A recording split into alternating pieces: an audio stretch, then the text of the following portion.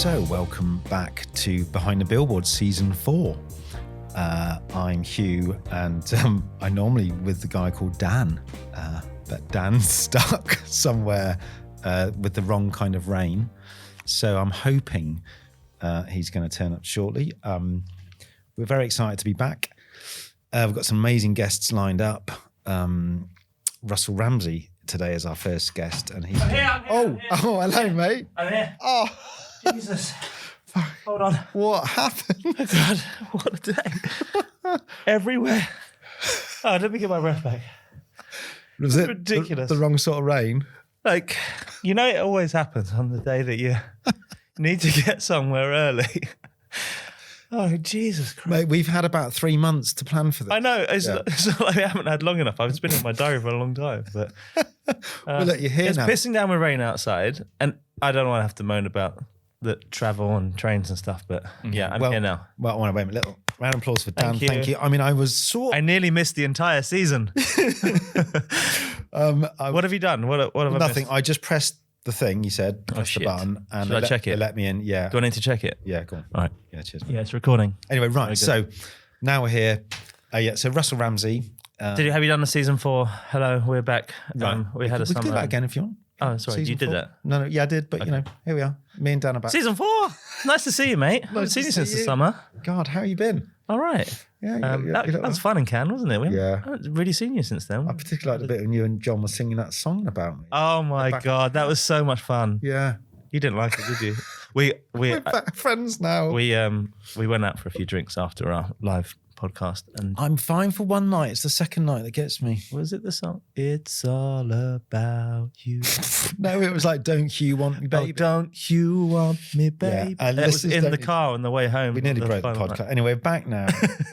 And are those new trainers? I actually genuinely haven't seen those. They are not new trainers. They're disgustingly wet and muddy from running through the rain just now as well. So very excited to be back. Obviously quite a big break. Sorry everybody about that, but we have day jobs and Dan has a growing family. Is it how many kids? 3, 4, 5? 47 now. 47. I've just got 2 teenagers and they're just like a walk in the park.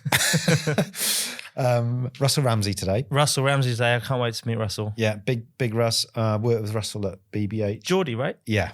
We can talk about Newcastle United. I hope not. Oh, God. They beat us the other week. We're going to win the bloody league, aren't they? At some point. Enough money being poured into that club. I've just been listening to the High Performers podcast because obviously that's what I aspire to. Yeah. And Eddie Howe, who's the manager of Newcastle United, has just done an episode. Right. Fantastic. Really? Highly recommend it. Has he done any billboards? Could we get him on? No, but I think they waited a year to get Eddie Howe onto their podcast, so we're going to have to wait at least 6 years. Well, we're still waiting for a few others, to come on. So anyone we'll put them in the queue. Yeah, in the queue. But I think Russ has got so much billboard work. I mean, Audi and Paddy Power alone could be a whole episode, but there's also Polo, there was Kleenex. Oh, Polo, Times, the thing in the snow, right? Yeah, Snow Stamp. Yeah. Phil and Darren did that. So that's Great. a biggie. So yeah, he's got loads to go out. He's been quite fussy about what goes in and what goes what out. doesn't. And then, I think I had to do a pre-pod with him. We had a couple of pints to just... That sounds like an excuse to have a couple of pints. And actually 2 was very low and responsible for him. I know he used to like a few more. Anyway, shall I go and get him? Yeah, can you go and get me a towel as well? Because I'm soaking wet. You look good. The wet looks sort of suits you. Okay. Maybe you should have a cold shower. Bye.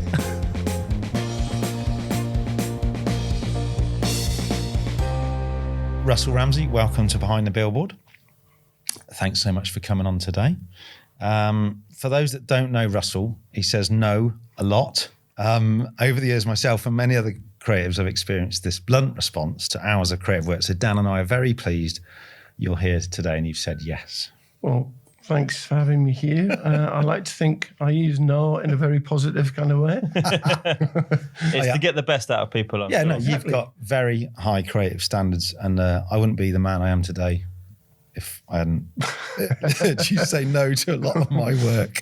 But we're going to talk about Billboard. Sorry, we haven't done this for so long that I feel fucking really rusty. Are you nervous? No, I'm just my throat. I haven't spoken to this much into this thing for so long. Anyway, Russ, it's long overdue. We've talked about doing this for a while. I know you've got an amazing portfolio of billboards. From the early work, the Audi work at BBH, where we first met, all the way through to your recent work on the Times, notably the Queen's Platinum Jubilee topical ad that's been shortlisted at Campaign Big. So congrats on that. But we were going to say, how are you and what are you up to? I mean, I sort of know because I had a few pints for you today. but for everyone else, for everyone else. I'm good. Still busy. Still doing billboards. Still doing everything really. Are you at Pulse Creative, is that? That's right. So we do everything for news. So the Times, Sunday Times. They own some wireless brands like Talk Sport.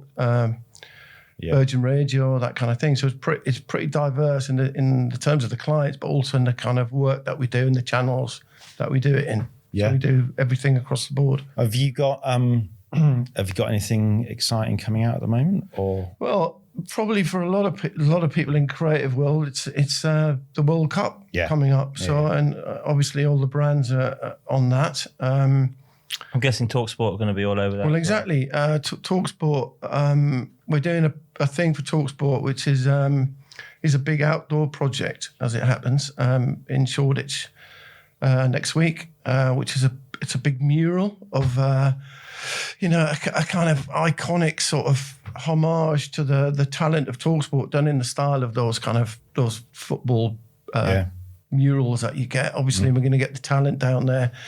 It's a very big site, so that's quite exciting, and it was born out of this idea that TalkSport are going to be broadcasting for the whole tournament and 24/7. So it's literally always on broadcasting about the football tournament. And we came up with this idea of wall-to-wall World Cup because that's literally what it is. And then obviously it's not much of a step to go, well, let's do some stuff on some walls. That's great. We're going to do a mural special in the new year, so we'd love to include whatever you've got in that. Well, let's see how it goes. Yeah, we're in that what I describe as a luxurious period just before you're going to present or just before you're going to execute, where everything is possible and you're imagining what you're going to do in the best possible light. It's like your football team just before kick-off. You're going, we could win this. We could beat Iran. So on your mural, have you been through the kind of artist selection program for the mural painting? You go through.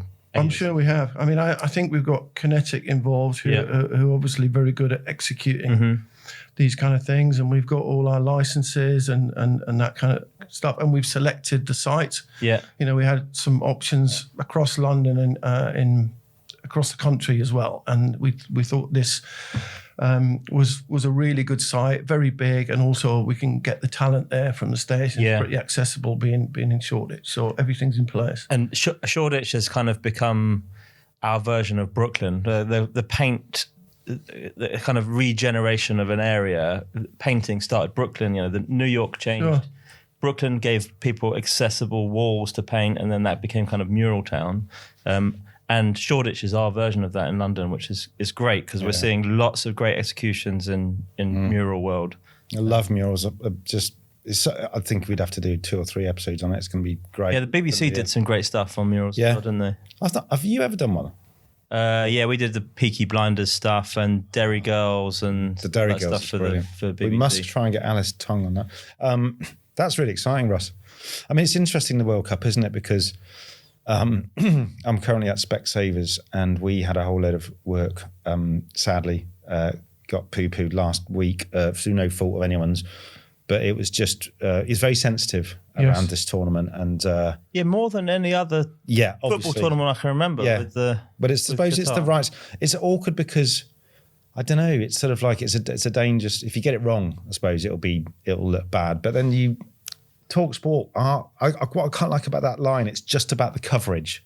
She's just going, so you don't even walk anywhere close to, because otherwise, my daughters are saying, well, if they're going to pull the advertising, not going to do it, why is the tournament there? And then you try and say to someone, well, it was a complete fix. I think it is. How far do you go? Tricky, but it's it was in Russia not that long ago, and there was the same chat about it, probably rightly so.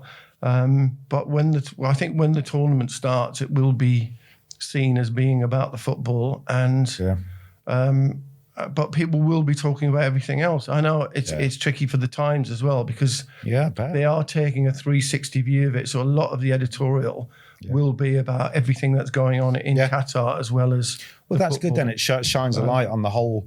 Yeah, I think people are not going to pretend this stuff. People should talk about it. No, I think that's a really good point of view. I think that the nice thing that we've seen from World Cups in the past is that it's kind of a catalyst for topical ads as well in outdoor, because the kind of the idea of being contextual in creative lends itself to outdoor creative now, and I think we're certainly going to see some of that, but be interesting to see what brands are doing it and having that conversation. Get your paintbrush ready to adapt as you go on. So listen, before we get into your work, for the last couple of seasons I've been running this segment, the billboard at the end of your street. So I know you sent one in. Love you to talk us through it. Yeah, so this one's for eBay, and they've got quite a big outdoor campaign running at the moment, and this one is just around the corner from the bottom of my street. It's on my walk to Clapham Junction. Right, very nice. And this one, it's one of those ones where you when you're walking down the road, you can see it from quite a long way up. So you're walking towards it on the route to the station. And it's very simple, and it's very well branded. And shall I read the headline? I think it's quite good. The headline says, "Finding hundreds and thousands of one in a millions. That's the eBay way." I mean, honestly, on this show, we've had some absolute shockers. Yeah. That's kind of up there like a D&AD silver at the moment, because it's graphic, it's simple, it's got one idea. Yeah, it's sort of well branded, isn't it? They've used this sort of the colours of the eBay logo. I mean, that's the eBay where I'm not sure they needed that. I mean, I think quite happily would have just had eBay at the bottom. Yeah. And I think there's a few more of them. And I just thought they were quite simple, quite nice. Not revolutionary, but they're strong, simple posters. Yeah. And a lot of outdoor advertising is too complicated, too many messages, etc., etc. And when you get it right, when you get it simple, it does stand out. So you mentioned, this is good because it's the one at the end of your street. You go down to Clapham Junction and you take the train or the tube. Yeah, to the office. That's right. So you see quite a bit of outdoor advertising on your commute and then on your way to the office. Yeah, I mean, there's the sort of big site near me is the Wandsworth Roundabout, which is an enormous. It's like a statement piece of a site. It really does dominate the skyline, doesn't it? Surely, yeah. I mean, it's like 496 sheets wrapped around. Anything good on that? To varying degrees. I mean, there's certainly a lot of, blue chip advertisers go on that site. A lot of cars. Samsung, Google. You were Pixel, saying, it's a premium site for strong brands, I think. I mean, you said the other day, really interesting, because I think we posted about British Airways and had an incredible response to that posting about, the work and all that. And then you'd said you'd seen another campaign which looked like a direct, direct response. It was train. Yeah, I mean, was it Trainline? It's called I Came by Train. Yeah. I think it's. Yeah, well, it's like the British Airways thing is about reasons to go by plane. And this literally was a campaign that says reasons to go by train, except it was environmental reasons. So, I go by train because of polar bears. And underpinned with the stat of, I think it was like seven times better for the environment if you go by train, or a plane is 7 times more polluting than. Because I thought it's a train line, but it's not. It's an actual. Is it like a? Because the expression "I came by train" is a kind of a manifesto sort of chest beaty type thing. So I think it's. Is it all the train companies together lobbying? Possibly. Maybe. But I thought it was a really great. We're going to put that on our Insta as well, just because, you want to do the flip argument of it a bit. I mean, I suppose BA's got a bigger spend and, there's more. Well, I mean, the nice thing about that campaign, because I sent it to you and there was 500 different variants on it, and they've really gone to town. I think it's Uncommon's first stab at the BA account. But just as we're talking about your commute in and the stuff you see at Wandsworth Roundabout, is that your view on the state of the outdoor billboard and poster industry at the moment creatively? Obviously, I think that eBay thing is really nice, but you obviously see some other stuff out there. What's the kind of percentage of good versus bad? It's probably true of all advertising. The percentage of good is probably 5%, isn't it? Yeah. But I think it's just a lot of it is too complicated, or they try to put too much information on there. And I think outdoor is not a medium for communicating information, but I think it's often treated that way, which is these are the things we want to tell people, so let's put it on a poster. And that's not how it really should work. And then the lazy thing now is they go, well, just put a massive QR code up on it as well. Yeah. So they can find out even. It's like, no, that's not. Do you think that's a client thing or a creative thing? Because I've certainly seen both sides of that. Whereas can we add this? I think it'd be easy to say it was a client thing, but I think it's this thing about really understanding the channel. It's like, and if you go out there and you really look at outdoor and you look at what works and what doesn't work, you come to some pretty stark conclusions very fast. And I think it's about embracing that when you're in creative development. And I also think planning has some questions to answer on it, because I think, planning should be channel specific in a lot of ways. Yeah. And I think there are briefs that are like general briefs, understanding the consumer, understanding the brand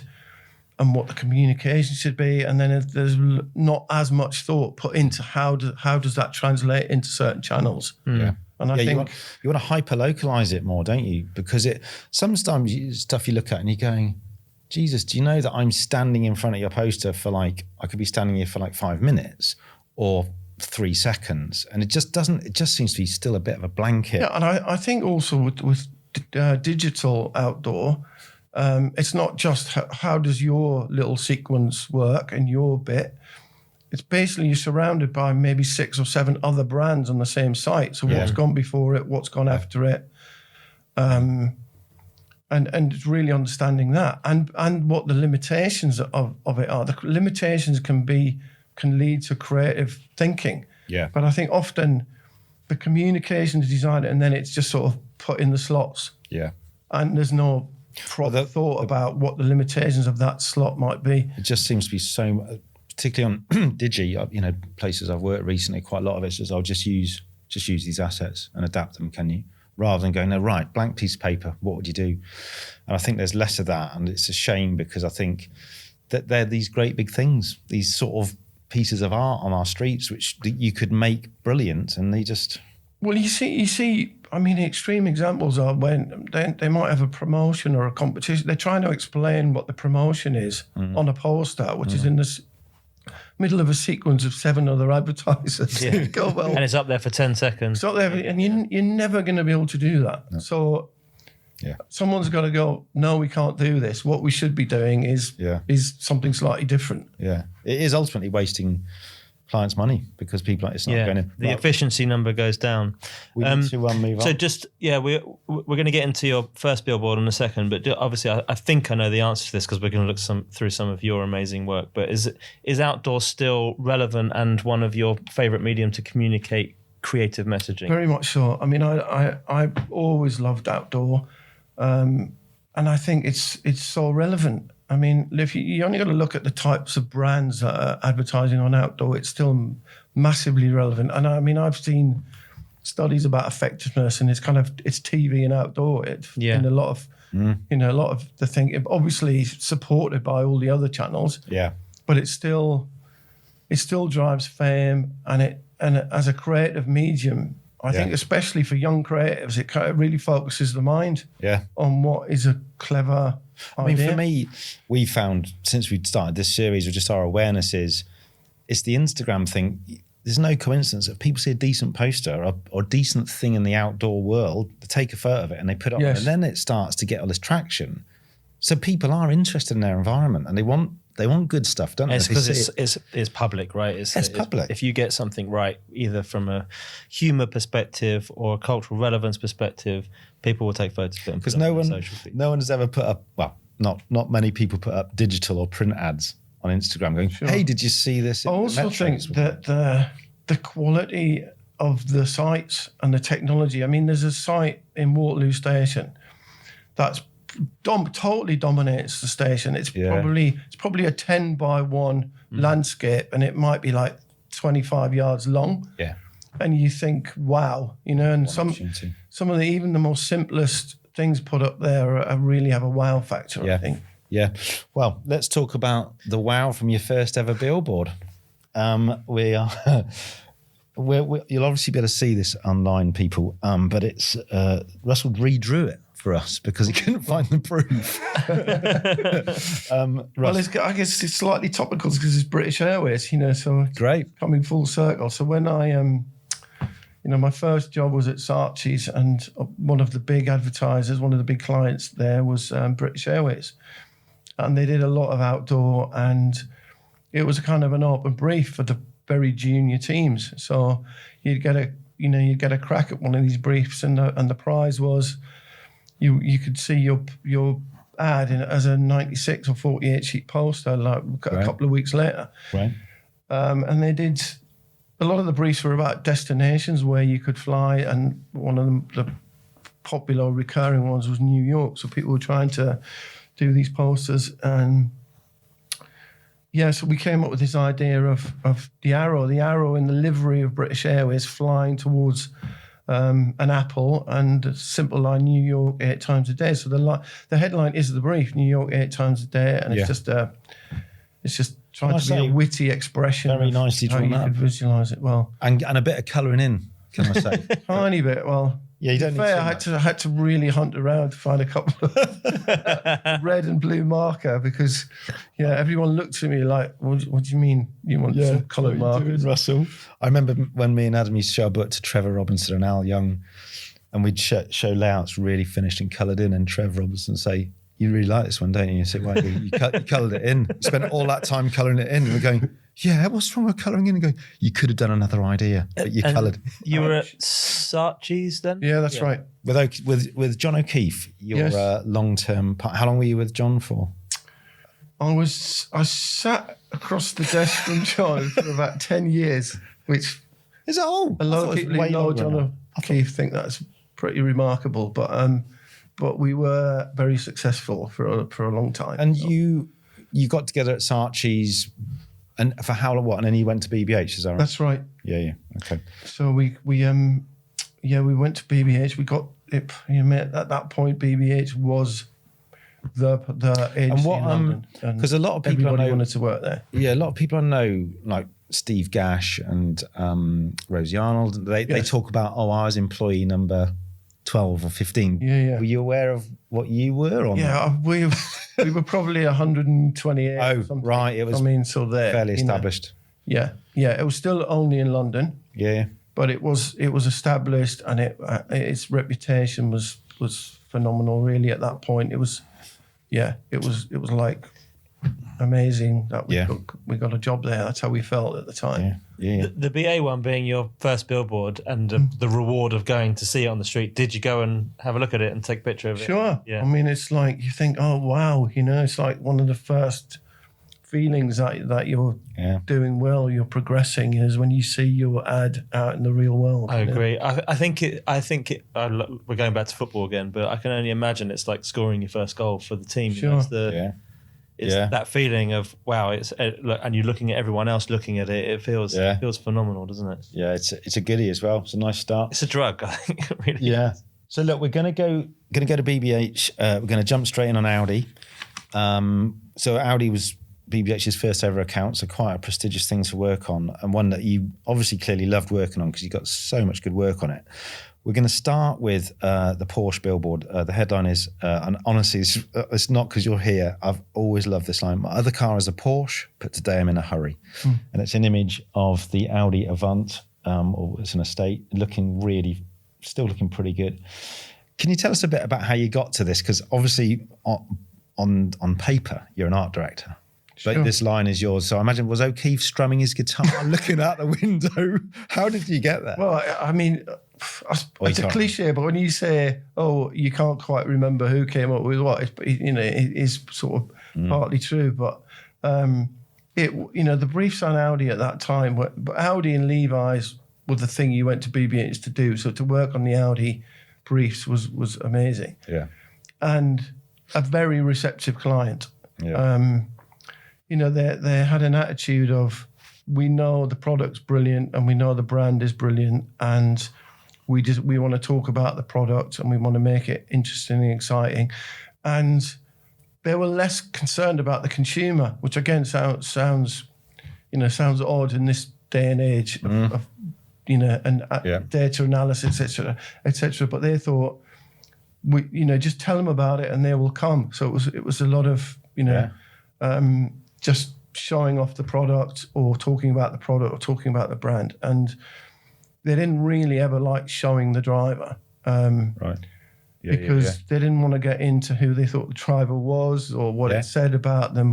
So it was like, kind of don't show the driver, really. Because we talked just now, didn't we, about that Number One. There's an ad called Number One by Steve Vick and Frank. Well, that's it. Because I mean, even if you look across the TV or the print or the outdoor, you'll be hard pressed to find an ad that shows the driver, except that one.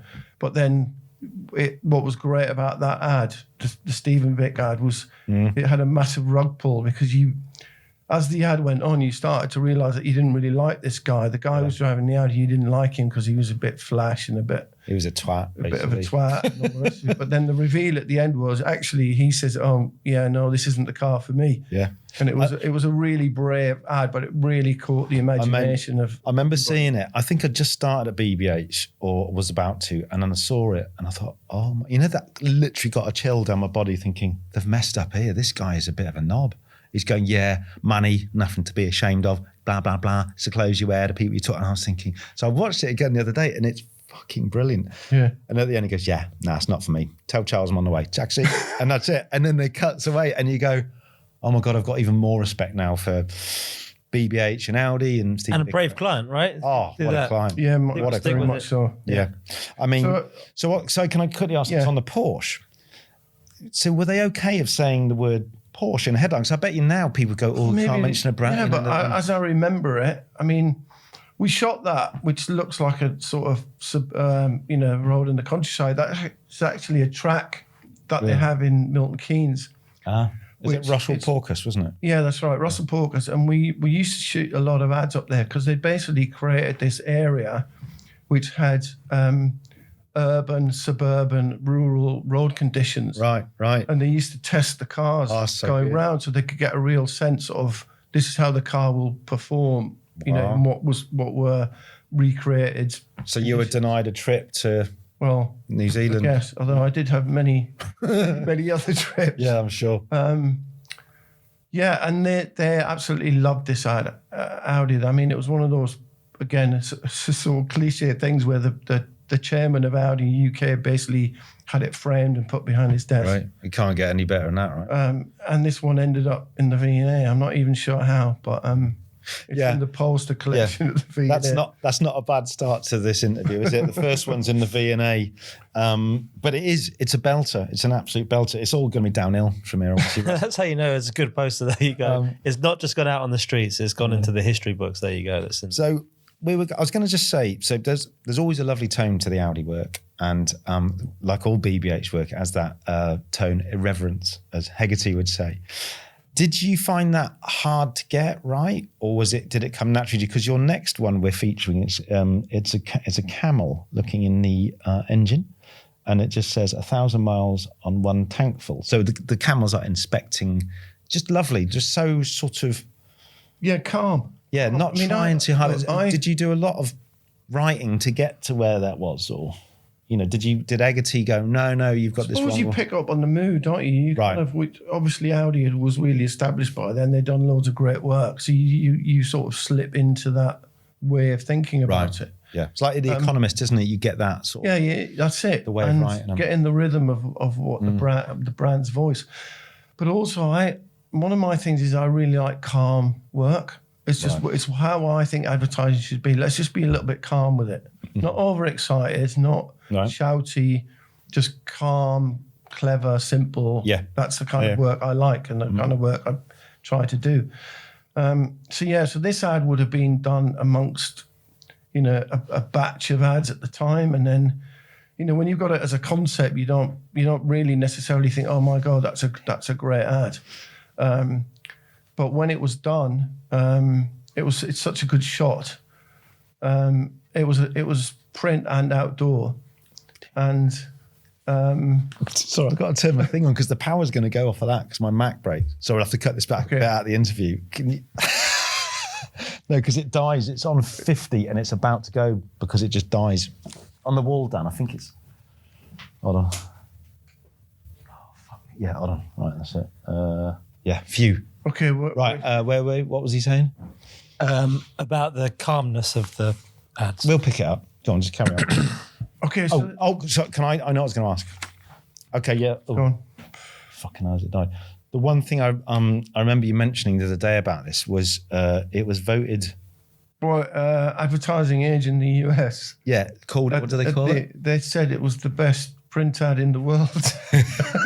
Oh yeah, and by the way, again, completely out of the blue, we just got this message. Oh, apparently, advertising age in America have said that this is the best print ad in the world. And you think, oh, by the way, that's an accolade again. Yeah. For keen listeners, we know that this technically wasn't a billboard, but because we really like it and we love the story, we've included it. So, but I mean, theme-wise and simplicity-wise, it feels very silk cut B&H. That kind of the simplicity of cigarette advertising in that era as well. It feels kind of right and simple. I imagine. Well, it's, the other thing that I quite like is when the line is the brief. 1,000 miles and one tankful is the brief. Yeah. But the picture that you put with it is what makes it the whole thing hang together. Was the camel difficult, or did it just crack on with it? Did you say put your head in there? Well, we had to put some camel food, whatever that is, in the engine. Oh, was for real? I thought it was a model. No, it's a real camel. No. Yes. No, it wasn't. I mean, again, where'd you get a camel around here? Well, it was in a studio in North London, so I guess I know where it came from. But it was a real camel, and we had to put camel food under the bonnet, and then that's why it dipped its head to have a look on, and it looks like it's just looking at the engine, but it's literally. It's brilliant, isn't it? Because you could have. There's so many sort of camel gags, and there's another camel ad coming up later on, everyone. But what I find clever about this, and what is very Audi-esque about it, is it's not just a picture of a camel going, "Hey, we can go like 500 miles in one tank." The camel's inspecting the Audi, so it makes it hardwired to the brand much more than just a generic camel joke. Sorry, screensaver. Right, moving on. So I was going to say, I don't quite know the official timeline, but I like timelines. But you must have been doing pretty well because you became creative director on Audi. So I suppose that must have been a bit of a thing because it was a prestigious account. It's their first ever account. So did you feel a bit of like, oh, fucking hell? Or were you like, oh, this is great and I can even stretch my muscles more? Well, a bit of both. I mean, I think creative people are by nature slightly insecure. Yeah, and definitely. So every sort of excitement is always matched with sort of an anxious feeling of can you do this thing? Yeah. But it was such a brilliant brand and really great clients and all the rest of it that you just get on with it, don't you? And you stop worrying, you just start doing. Because I'm sure this order is wrong, but we're going to just go through about 4 or 5, starting with this lovely, I think it's a 96 sheet for Quattro. It's the TT Quattro. But I was saying to you when we were having our coffee earlier that it feels like the first time a car has been used as a piece of typography, because it says QUA, then there's the TT, and then there's an R and O. So it spells Quattro, right? That's it. But I mean, obviously, when you see it, looks it's much so better. simple. Yeah. But to me, it's what makes a great poster. And it's wonderful. And that's it. When you're noodling around with when you really understand the brand, you understand the products, then you can think of things like this. And did you get more into that as you became CD on the brand? Was that did you immerse yourself more in it when you're given completely, that? because you start to live and breathe these brands and products. I mean, the hilarious thing is I probably, I think I'm on my 6th Audi in a row, and I used to go, into the showrooms, and I knew more about the cars and more about the brand and more about everything than the salespeople in the showrooms. Yeah. I distinctly remember Richard Exxon, and there's a guy called Barney, wasn't it? Barney Robinson. No, there was Richard Exxon and a junior accountman, and they'd come in and they would tell you, it was like they worked at the showroom. Sure. And you used to say to me, if you need to know anything, call Exxon. And you'd come up and he knew like literally the tyre pressure. It was absolutely off the scale, because you would then never not know what it was about, you know. But I mean, the other thing I would say about in that period when we were doing outdoor, there was the planner who I worked with on that and a lot, Guy Murphy. I can remember once we got this big brief for outdoor, and Audi had bought a lot of 96 sheets and a lot of 48s, really premium size, because they were trying to move the brand up market. And we'd done some work, and he said to me when we were going to present in Milton Keynes, he said, what I'm going to do is I'm not going to talk about strategy, and I'm not going to talk about the consumer, I'm going to talk about Polsters. And he did a presentation about Polsters and about how they worked and about what makes a good Polster. And he showed some really good examples of Polsters and what the rules were, like make it simple. So that he did that presentation. Then we presented the Polsters. Brilliant. And they bought them all, and they said they're great. And I just think that could have gone, if he'd gone, right, it's all about this, all about strategy. And then they'd have gone, oh, well, can we put this on? Can we do? No, but he got them into the mindset of what good outdoor was. We should get Guy on here and tell us about. And then we did the posters, and they were so simple, and then they sort of got why we'd done it. Are any of those posters in this batch we've got here? Sure, I'm sure that was one of them. Well, quite sure. And then we're gonna. Sorry. Yeah. Then this wings. Yeah. So this one is an Audi going through what, a puddle. A big bit of water, big puddle. Fucking massive puddle. But the spray up at the wings, and it creates this. It's like a bird type. Well, it looks like it's flying, doesn't it? Because the spray of the water makes it look like wings, and it's a front-on shot, and it's a beautiful. How did you and how? So again, this is what, a 48 sheet. I mean, I remember seeing it. It's stunning. It's Audi started to get a bit more blacks involved, a little bit more edgy, a bit more punchy. And I distinctly remember this. How did you do it? Was it like a series of shots? It's Russell Porkus again, isn't it? Yes. Can you remember how he did it? Yeah, well, I was the creative director on this. I wasn't the creative, but he just drew. We did everything for real pretty much in those days. Right. So he real camels, real water. Yeah, it's a front-on shot. These sort of days. On a black set. Right. And it's just driving through, and then obviously we've retouched it a little bit to help the wing effect of the spray. That was it. At this juncture, do you also want to talk, because it's a similar sort of vibe, was the Skull and Crossbones? Skull and Crossbones, yeah. So we didn't get it in the deck, but Russ and I were talking about this book, the BBH book, and there was some work in there, some of mine as well, which was deemed to be some of the best work over the years. And there was this one with a skull and it was. Can you explain it? Yeah. Yeah. So it was for the RS4, and I think it's the RS4. So the other thing that one of Audi's strategies was they advertised the very high end cars. Yeah. So it was the RS6, the RS4, the really expensive full on cars. With the theory that people would think, oh wow, and then they'd buy a normal A4 because that's what they could do. So it was like a halo effect on the brand from the high end cars, and it was literally just, this was a mean car, and at that time that was slightly more acceptable than it is today. So we did a really simple. You just took a skull and crossbone, except the skull was a front-on shot of the car, and then the bones were behind it. So it was a really iconic image. Amazing. And a great poster. Yeah. I mean, it's that thing again you said about let the visual do a lot of the work, and let the line just be pretty simple. I think that it's such a powerful image. Don't complicate the message if you can. It's really graphic, isn't it? It's amazing. And it's strong, and it's the first ad in this. Yeah. Because it was black as well. So I'm going to just move us along, and then so another one again in this slightly more edgy, dark series was the R8, and the headline on this is, now listen to it, text R8 to this text number. So again, this was when things like this were just happening, like, using phones and that. But, so you would basically text this number and you'd hear the roar of the car. Exactly. So this was a Dave Masterman idea. So we'd launched the R8 with the line, the slowest car ever built, which was, was a brave line for a supercar. But that was born out of a factory visit where it was just so meticulously, slowly made. It just seemed like a great line to that was your line, launch the car. Yeah. The car. Well, it's one of those people talk about factory visits, but basically that was born out of going to the factory and then just thinking the craftsmanship that goes into this thing. Craftsmanship. It's that sort of ironic line, which again, Audi thought was great, but a lot of clients would go, "Well, hang on a minute, it's not. We don't want to say it's slow, do we?" So it's, they just embraced it. And I remember the TV is just beautiful, wasn't it? It was just a kind of a shell which started to get built, didn't it?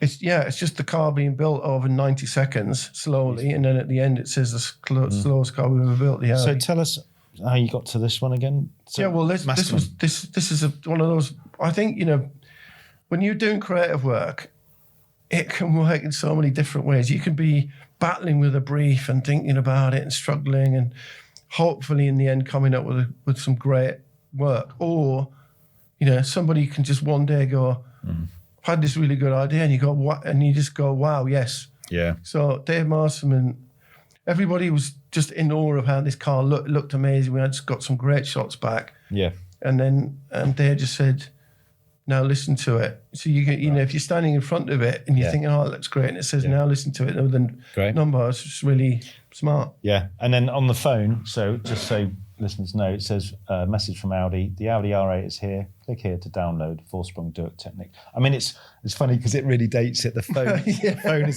pre-smartphone. It's just a text message that says Sony Ericsson at the top. If anyone remembers WAP messages. But great idea. And so we're going to we're rounding the circle a little bit. We've got another camel ad here. So I'll just read this. This is using the sort of spine of the camel and going up and down. It says the new Audi A6 all-road diesel, 572 miles on a single tank. So there's a kind of variation. So it's the same brief, isn't it? But it's like, it's such a cool shot. And I think this was Nick and Kev, and they found that shot and then just thought, it's like Camel's Back looks like mountain range. It's just a strong Nick and visual. Kev did quite a lot of Audi, didn't they? They had done BMW when they were at WCRS, and they did the bottom drawer work. You never know. Well, maybe. But I mean, you had so much success on TV. You did Bull and all of that. The letters. There's so much we could talk about, but it is a Billboard podcast. And then we're basically now just going to go into the last bit in Audi, which is design. Yeah. So I was going to ask you at the beginning of this section is. That's definitely a direction to go in. Was that BBH saying to Audi, you've got to do it about design, or was Audi saying to BBH, we want it to be about design? How did you get there? I think, we started to realise what Audi was, and the cars were so beautiful and iconic, etc. And at the time, Dylan Williams was working on Audi, and I think it was, looking back, it was a period when he became so obsessed with the power of reduction of briefs, getting all the information and then honing it down to the point where he decided that every brief should be a single word. So he would literally give you a single word brief. And the single word for at this point was design. He just thought, Audi are brilliant at design. There's so many aspects of the product that is great design. Let's just glue design to Audi and get people to appreciate that it's brilliant design. And that was brief. So we could go off then. It's pretty open, very tight, thick brief, but then creatively it just opened things up. And this one, I basically had seen in an Audi brochure these images of circles. So the logo's 4 circles. So why not just group these circles together in 4s of the car, the petrol cap, the gear stick, the steering wheel, and you literally could just put 4 in a row, and the last one, the petrol cap or whatever, has got the Audi logo on it. So that's it. that's it. It's basically 4 circles, 96 sheet poster, looks amazing. Yeah, and then there's Doesn't also, even have a logo on it, except on the product. Yeah, it's beautiful. I mean, it's definitely It's beautiful and simple. And then the paint stripes. Again, these are the paint colours that you can get an Audi in, and it's just the stripes of the paint colours, and it says paint colours F2 to 4G. So you start going. It really stands out. It looks cool. It's not trying to say too much anything really, except it's cool. And then also we had this thought of using parts from the car to make furniture, and we partnered with a company called Jam, and they made like a bench out of the TT. Protector arches or a coat, a coat. Yeah. So the coat. So I've got done a bit of research on this. So I got hold of Kevin Summers, photographer. Yeah. So we're trying to get the images, and I got 2 off of Kevin's site. Thank you, Kevin, if you're listening. And he said they couldn't. I love this. This is classic advertising. They couldn't get the right coat. They couldn't decide. And then he said Russ came along and said, "How's everybody doing?" Put his coat up and said, "That's it." Is that true? That's right. So that's your jacket there. My jacket, yeah. Hilarious. So again, so it's a simple thought, and all of it got into D&AD, which is very satisfying because at the time, nobody had done that kind of thing. I mean, it's amazing. We could talk for so long about Audi because it's so fascinating. But I suppose, you must feel very proud of that body of work. It's amazing just to look at it now. It's so clean and simple but witty and irreverent. It's. Where do you think it is now? I mean, car advertising, for me, it's trying to be so emotional that it becomes slightly cold and meaningless. I think the Audi line, the future is an attitude. I mean, seriously. And then some of the ads is basically the shot of a car. There's a woman, I was going to say next to the car, but she's actually walking away from the car. And then it says future is an attitude. And I don't know, it doesn't really do much for me. No, it doesn't do much for me. It's still on McCartney's and some of them. I mean, and Audi's always going to sell itself, isn't it? I think, I think sometimes the advertising helps sell more. I don't know if the Audi work helps. Audi's just a great car, isn't it? You're always going to buy them. Great product. But I mean, it reminds me of something Nigel Bogle said once. It says, just because you're being emotional doesn't mean you have to ignore the product. And I think the best advertising is emotional, but it is about the product. Yeah, puts it at the middle of it. It's not emotional instead of product. Yeah. Right. Okay, we're going to make a little bit of a step change now. From Audi and design, we're going to go to Paddy Power. Yeah, and we were saying it's not a very BBH account, really, is it? In those eras. Audi, Paddy Power. Talk us through that one. Okay, well, how did that happen? Paddy Power. This is, I suppose, in my career development, this is maybe where I've started to be less under the spell of just Sir John, as it were. And I can remember the beginnings of Paddy Power, which is obviously a really famous brand now, but at the time, it was a quirky Irish brand that not many people had heard of. And they had a pitch, and the pitch brief was basically, how do we launch in the UK? So across Britain, we want to... In fact, they weren't even sure if they could. Part of the pitch brief was, do you think we can launch in the UK? Right. And I worked on it. The pitch team was me, Dylan Williams again, and Charlie Rudd. And so we had this quirky, small Irish betting company. And we realised when we looked at some of the things he'd done in Ireland, they were quirky, they were different.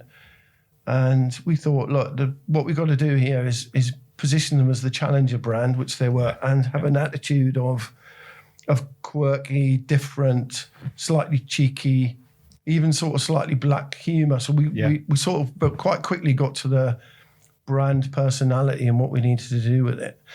And then there was a couple of things I remember happening. One is, I remembered this scene from Porridge where, obviously, a comedy series, but they were always trying to bet on things. And there was a scene where they're in Fletcher's cell, and someone says, we should have a bet on, and then they sort of randomly out of the air say, how many bricks there are in this cell?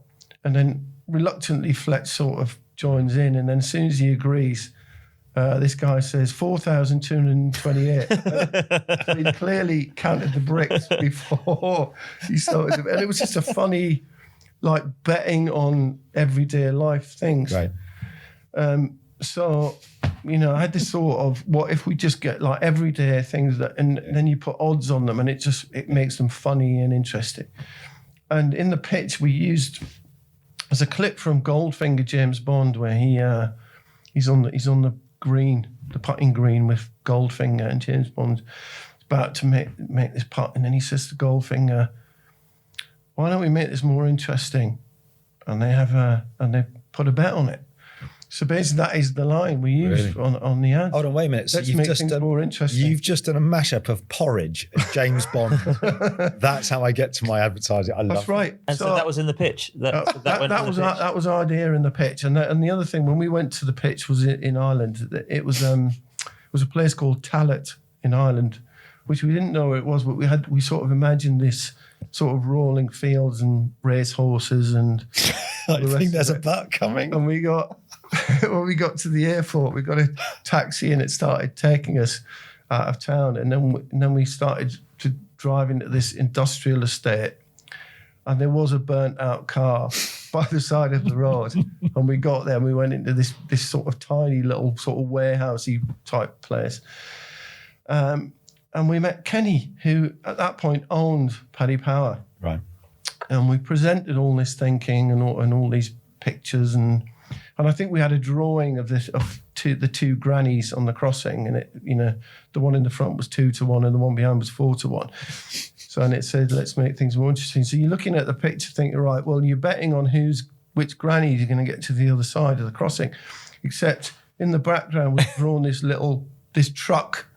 So you think, does it mean that's exactly what I was thinking as well. Which one's going to get across? So a little bit of black humour, and Kenny absolutely loved this concept. Great. And his words were, "You've wowed me," and we won the pitch in the room. So if that never happens. Yeah, because also I was going to say pitch work rarely runs, and yet I'm looking at this now, and I'm exactly like you, Dan. So I should know this because I was working there at the time, and I thought, I think that's what I love about it, though. You kind of go, you're not really saying that thing's going to run a motor. Which one's getting killed? Subsequently, after we presented, I think about 6 months later, after we'd gone through a couple of campaigns, and I used to take things more and more edgy to Kenny, and he said to me one day, "You'll never shock me." That was his nice. Right. That was his brief for you guys. Just on the line though, the line, I think as a challenger brand coming into the UK for advertising, and what was pretty stale advertising for the bookmakers here in the UK, to come in with that line, let's make things more interesting, is perfect for them coming over here and putting it on posters. Yeah. And also, saluting a line and doing something more interesting. Quite a lot of end lines you go, no, you're not. You're not interesting. I think, Dylan wrote a planning paper, it won an award at So I wanted to ask, because time's moving on, we need to speed up a bit, but it's fascinating. But the next one I love is the one I love the most. We'll talk about them all briefly, but it's the poo one. So it's two little children in the bath. We call that brown shark in our house, small kids. Oh my God. Right. So there's two children in the bath, and there's a poo in between, or a brown shark.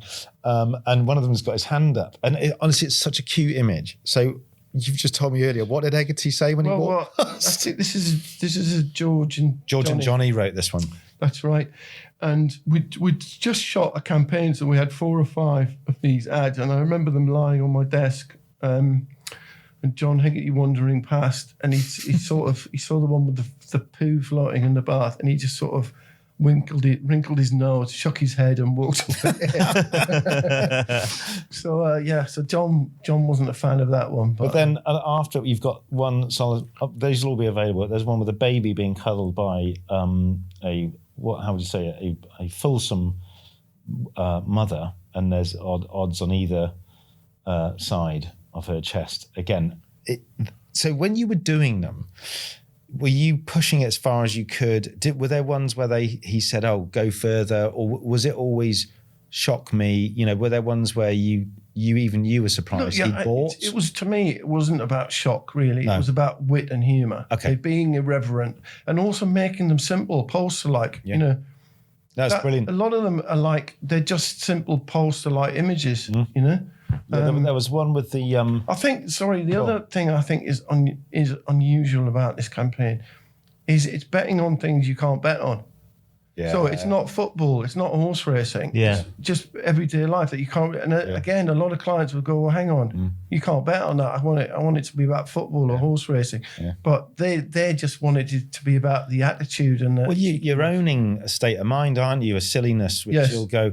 I mean, the other thing I like about it, which we'd talked about, was if you did this now, you'd probably use a load of stock shots, but you got, I think it's Dodd Miller to shoot them, and they have a wonderful. Well, they've got a wit to them, it's haven't the they? expressions, isn't it? Yeah. It's not just the baby, it's not just the kids. It's like it's the expression on their faces, isn't it? Yeah. I mean, this face. So I actually, I showed the campaign to my daughters the other day, who are, quite rounded individuals, and they both went, "Dad, you can't do that." And I go, "I'm not doing it." This is something he did years ago, and the one with the spot and the kid's white head on his nose. Yes. Looking at it now, it's so good.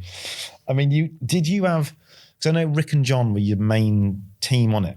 Yes. So did you and them form a little huddle? Because there's other teams Yes, that did it. I think, look, once we'd got the sort of idea and the concept of this and how it was going to work, it was literally going through dozens and dozens of executions and then deciding which ones were the ones that had a little bit extra, a little bit more humour, a little bit. And then, Rick and John were doing it at first, but then everybody wanted to do one. Yeah, because you'd set the ground. But was it like, because being at Specs at the moment, everyone thinks Specsavers ads are really easy. They're not. They're actually really hard to get to a really good one. Did you find that on this or not? Or was it? I think we found it easy in the beginning, but then once it's a double-edged sword, isn't it? Once the expectation goes up, then it's got to be really great to make the cut, isn't it? So that's... And so the last one in the list is a kind of jump to a bit more topical as well. So we went political. This is a team called Russell Ramsey, and Russell Ramsey did this. Yeah, well, this is one of the... It was obviously, as anyone it's who not a knows me billboard. knows, Yeah. I'm very interested in politics, etc. And this one, I mean, what goes around comes around. It's when Ian Duncan Smith was basically deposed as leader, or was about to be deposed as leader of the Conservative Party. And so I thought, right, well, let's do a topical ad. So he's standing outside number 10 at 16-1. He's a road sweeper at 3-1, and he's an ice cream salesman at evens.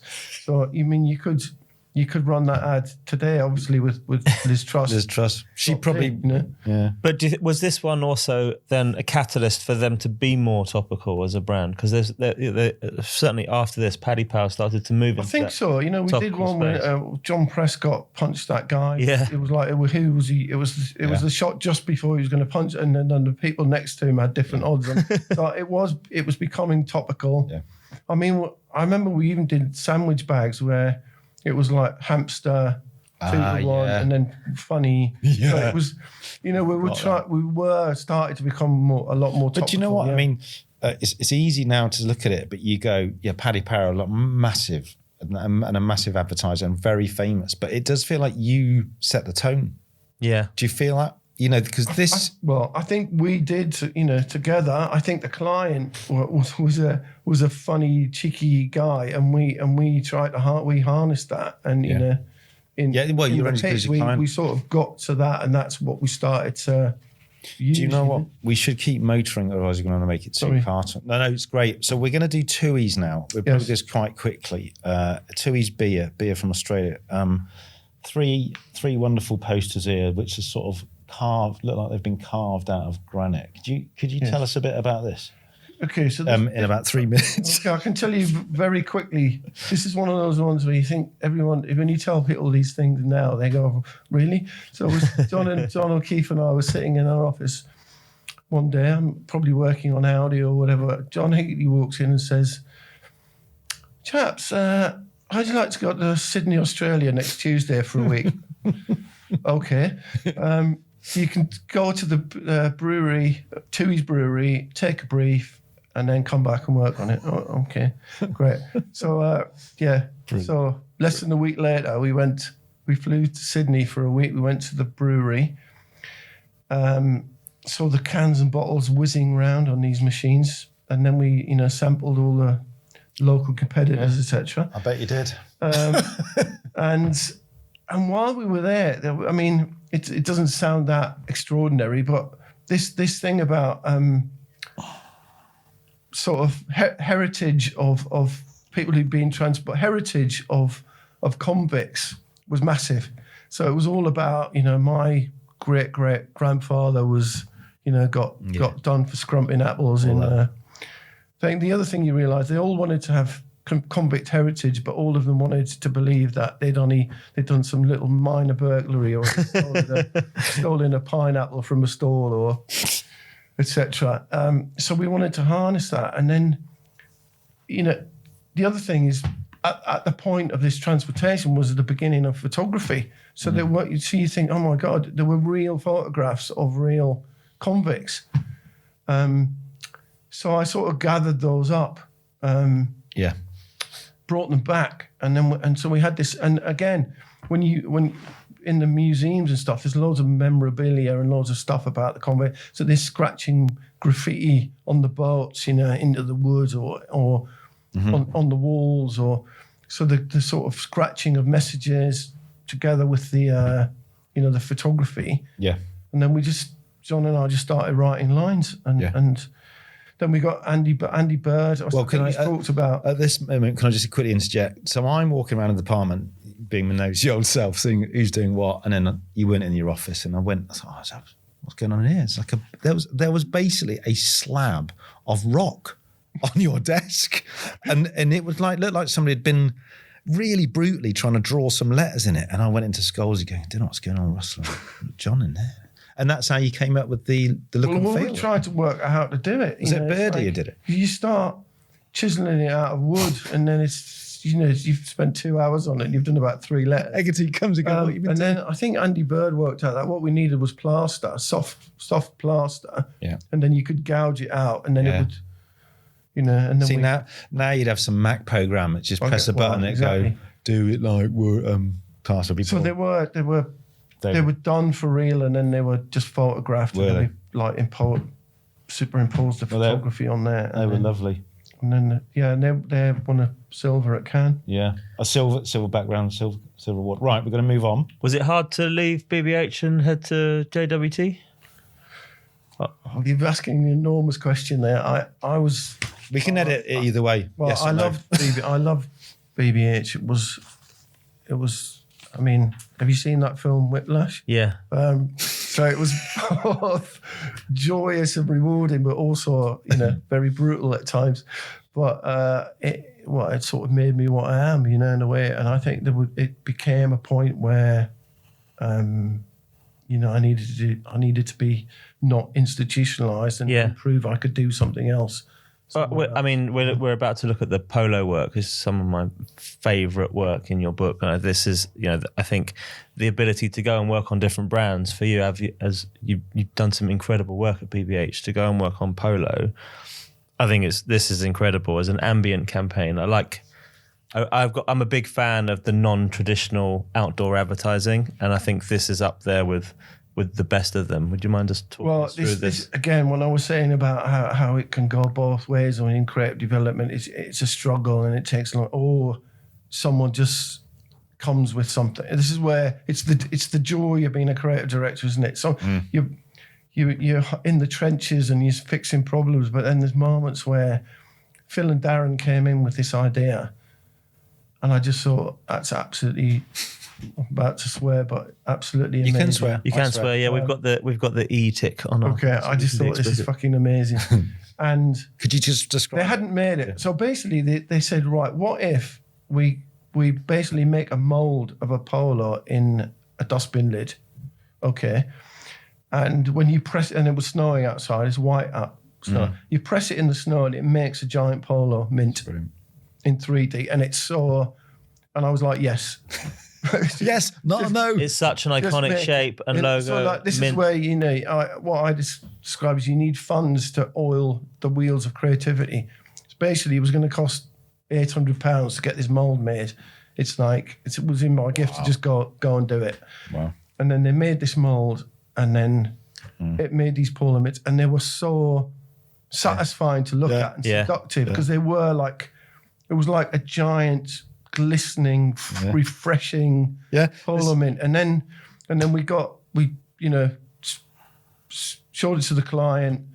They said, so we made some more molds, and then we had people running around just because we had until the snow melted, which lasted a couple of days. Yeah. And then I think that was when you told me I should get proper shoes, Hughey, not trainers.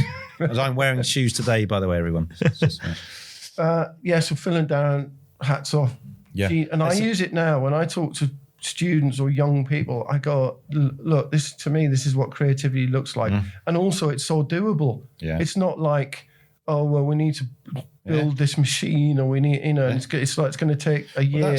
But it was snowing outside when they came up with the idea, and it was made, and they did it, and you went out, got it photographed. I mean, it seems to have been a theme for me today, but the topicality of it, like it's happening now, it's relevant to what's happening right now, and it's relevant to the product. It's perfect. Yeah, and it's doable. It's like the media. It's viable. The media deadline was when it gets warm. we're fucked. When it melts. Yeah. But it's also, I think, the way it was put together, filling down a real craftsman, like the film. It's a 2-minute film. It's lovely. So rewarding. The typography, everything. They did an amazing job. But sometimes those quick turnaround things, that can be massively rewarding, obviously for the project, but then from an awards perspective, and this it won a gold in outdoor at Cannes. And I can remember, and like the audience at Cannes can be pretty brutal because they will boo something even if it's won.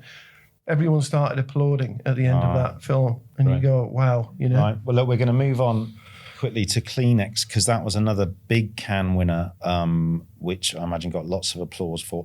We haven't got too much time, so we just want to spend a bit on this because it was done by Cristiano Neves, so I know, who sadly passed away. But I know you knew him quite well, and you're a sort of king art director. He was a king art. Did you work quite closely? Well, we did. I mean, I can remember, when I first met Cristiano, he'd arrived in London wanting to get a job in London from Brazil, and his English was pretty poor at that point. Right. But he'd been coached in a few choice statements to make about how he wanted to win at Cannes, and how so he could speak well enough, and his portfolio was full of just beautiful, amazing art direction that I am. I've told this story before. I basically left him in my office and went to find the finance director and said, I don't want this bloke to leave the building. Right. And fortunately, we had the means to offer him a job on the same day. Wow.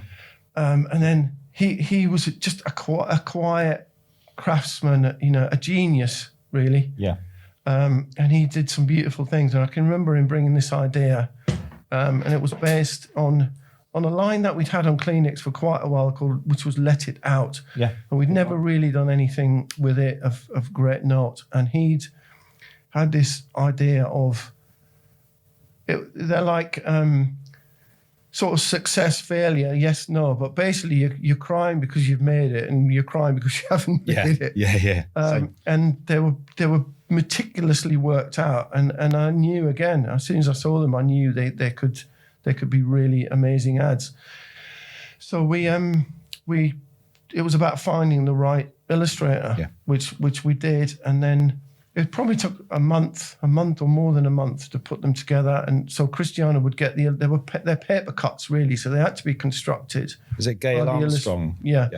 By the illustrator, and then Cristiano put them together on the computer, and he and I fiddled endlessly. I can imagine. I kept saying, make the logo bigger, and then he would, make it 2% bigger, and I'd say, make it.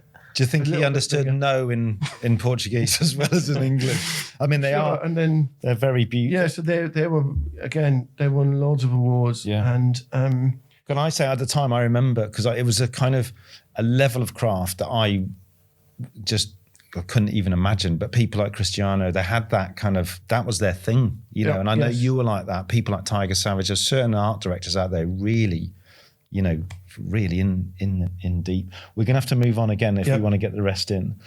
Ashes to Art is another project which involved not just outdoor, but an exhibition. It involved saving an art school. It was from Bill Hartley and Giles Hepworth, the creative team at JWT, and they had, again, proactively latched on to the thought that this thing had burnt down, and they wanted to help save it, right? Look, this is, again, if Polo was done in a couple of days, this took 2 years. Right. So they had this idea of using the debris or the ashes from Glasgow School of Art in order to get artists to create artwork. Right. That could then be sold, and then the money could be given to. So obviously resurrecting Glasgow School of Art. So it was a really good concept. Brilliant concept. But then the execution of it was an enormous undertaking because we had to get Glasgow School of Art, persuade them that this was a really worthwhile thing to do. So it was like, basically I said, right, get the next train to Glasgow, basically. And again, that's that thing of having the means and the funds to be able to do that. We talked to them. They were on board for it, and then the work began. It's like identifying which artists we wanted, contacting them, sending them things, then they had to make the art, then it had to come back. So again, it was Bill and Giles. Dave Dye got heavily involved in it. He designed the Ash to Art logo. He designed the DM pieces that we sent to the artists. Yeah. It's Grayson Perry and Cornelia Parker, I read, amongst others. Yeah, that's it. And I guess because Glasgow School of Art is for them, for those artists, quite emotive, and they wanted to support. So we did get the artists, and they made the artwork. And then there we were 2 years later sitting in Christie's, and what was this notion 2 years ago was actually happening in front of our eyes. Yeah, I love our business, the things you end up doing. And it made, I think, over 750 grand on the day. Jeez. But what the trustees of Glasgow School of Art said to us was that it had raised millions more because of the PR that the auction and the artists brought to it meant that people were just donating funds off the back of the project. Yeah, it's an amazing I remember at the time hearing about it. Right, we're going to have to close. And it won a gold at Cannes again. There you go. If you ashes to gold. We're going to end on the Times. We've got one more question after Times, but it's right up to date. The Queen execution, which has been shortlisted at Campaign Big Awards. This must be really lovely to be involved with, and such. Well, so we had the brief for the Jubilee, and obviously the Times, so much equity in that because they had. For the whole 70 years, they had documented the Queen in the paper, and latterly online, etc. So how could we do a campaign that would stand out, knowing that everyone else was going to be doing it, and BBC or the Telegraph or whoever else? And then we had this idea of I think the first thought was the Queen through the ages on the balcony, so she was standing next to herself. Yeah. As a young girl. And then the handshake one was probably the most difficult one to do because we probably tried 12 different combinations of this Queen with that Queen, and the angles were never quite right. And then this is the one where when it was put together, it just really felt like they were shaking hands. Yeah, the eye lines are perfect. The eye lines right, the hands are right, and it summed it up. And it's such a strong image. It was picked up by CNN in the States, the political correspondent, and so obviously you get if they were tweeting about it, it got millions of responses. It's great. It's up there with the Paddington and the James Bond thing. It also shows it has that reverence about and irreverence about the Queen. She did have a little bit of cheekiness about it, didn't she? So I think we're just about out of time, Russ. Sorry, I can't believe you've got it all in. We've got two last things to say. The clock says 1 minute. Favourite billboard of all time, could be anyone's. Well, funnily enough, I thought favourite billboard of all time, I could have struggled, and I probably would have picked one that someone else had picked before, like The Economist, but then I thought, what campaign really quite moved me in the last couple of years? And I remember seeing these IKEA ads on the escalator, maybe last summer. Yeah. And it was for their bedding range. And so, not what you might think is an amazing brief, but they've done them so well. They're like, Don't know. so they've got there's like a sleeping pill bottle with pillows dropping out of it, like they're so the pillows look like pills, and then they're just so they make you think, oh yeah, they're about the power of sleep, how important sleep is, how invigorating it can make you feel. And I just thought they were bloody cool and simple. They were on our best of the year. It was Mother, wasn't it? Yeah, Mother, yeah. No, Incredible. Yeah, I think they're mate. I think so there's the face cream that looks like that instead of the cream, it's a duvet coming out. it's quite you though, because it's about the craft, it's about art direction, it's about look. It's funny enough, a lot of the Economist stuff, people are maybe more writery. Yes. I like the energy drink one. They're all they're absolute belters, mate. It's been a pleasure. Thanks so much. Thank for you coming so on. much. I'm sorry rushed you a little bit there at the end, but I think we just I've about done more did it. talking than I normally talk in a week. So. And you I didn't just- say no once. Yeah. Well, I just want to say to people, there's also a copy here of the Man United Champions book, the first year we'd ever won the league for a long time, and on the back It seems to have been defaced. it's been on the spine, but it's been really well art directed. The word wankers in red. But it's very well done. Russell did this to my book without me knowing for about 2 months. And then one day, I think somebody said, someone's written wankers on your book. So again, I thank you for that. Pleasure. Pleasure's all mine. It's the gift that keeps on giving. On that bombshell. Thank you, Russell Ramsey. Yeah, thank you very much.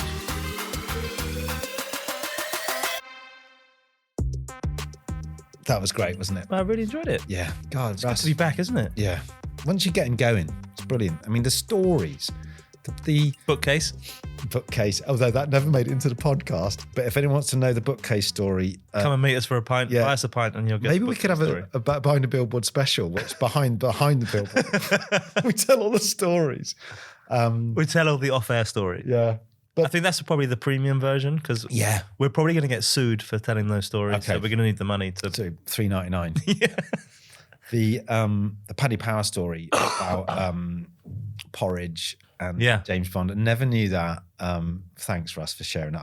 I'm sure many creatives have random ways of things coming together. So yeah, let's make things more interesting. Yeah, thank you very much, Russ. Who have we got next? I can't remember. Next week we've got. We've got Shelley Smollett, I think. Oh, yeah, So that'll be good. That'd be great. Can't wait for Yeah, that. yeah. She's and she was at BBH, I think, when Russ. I'm not sure if he was there, but yeah, it's all coming from the same sort of space. So Good stuff. Thanks again to Talon Yes, for looking after us. thank you, Talon Outdoor. Excellent out of home specialist worldwide. Yeah. They've got incredible products and services to offer the out of home industry. So, if any of our listeners are looking for support in the out of home space, creative strategy, media planning, anything like that, do reach out to Talon because they've been a huge supporter of ours behind the billboard. Did they pay for those trainers? No. They didn't. Well, in some sort of way, they did. I didn't expense them, if that's what you're asking. No. Do you want some new trainers? You feel like you're after some new I trainers. reckon You for- like a brogue, though, don't you? Yeah, well, actually, I've got something wrong with my foot at the moment. I'm having to wear these weird shoes. I'm wearing shoes. You've got old people feet. Yeah. I've seen them on the I'm an beach. old bloke. Do you remember when we were in Cannes? I had that awful blister Oh, God. from those new shoes. Well, actually, funny enough, I would need some new flip-flops for Cannes next year if I could put those in. Should we get branded ones? That's an idea. Right, people are now turning off. All right. Thanks very much for listening, everyone. Don't forget to follow us on social. And if you see great work out there, we ask all of our guests the stuff that's out there. If you see great work out there, please do email us or DM us, slide into our DMs and show us that great work because we'd love to showcase all the great work that's happening in out of home. So we've had a few great people in touch recently talking about some of the murals and some of the physical work that's out there. So we are going to be showcasing that on our social channels and talking to some of the people behind that stuff in this series. So keep talking to us and showing us the great work that either you're working on that you've seen out there in the field. Yes, I agree wholeheartedly. Hugh runs the socials, by the way. Bye.